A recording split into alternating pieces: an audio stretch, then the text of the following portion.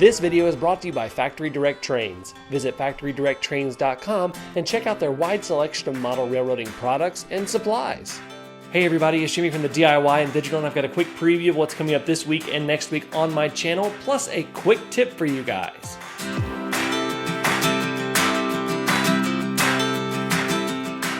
This week on my channel, it's the third and final installment of the Arduino multi-block signal system install, and we're going to be doing a lot of different things with wiring up the signals and testing them out.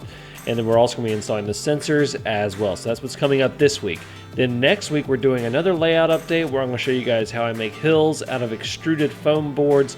It's a pretty easy way to get the base for your hills. I know a lot of people use this, but a lot of people also don't know how to do that. So I wanted to go ahead and show you a couple different techniques for the way that I create my hills.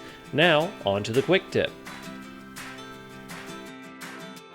My quick tip this week is actually a few little quick tips about soldering. Now, the first thing I recommend is using flux on all of your wires so that it burns off the impurities in the solder itself. Then also tin your wires so that it is easier to connect them, and then when you finally solder, make sure that the joints are all running the same direction. And you can always use a little heat shrink tubing, which makes things a lot easier. And that's my quick tip for this week. If you haven't already, go ahead and hit that subscribe button, hit that like button, and hit that bell icon so you don't miss any updates and quick tips like this video. Until next time, I'm Jimmy from the DIY and Digital.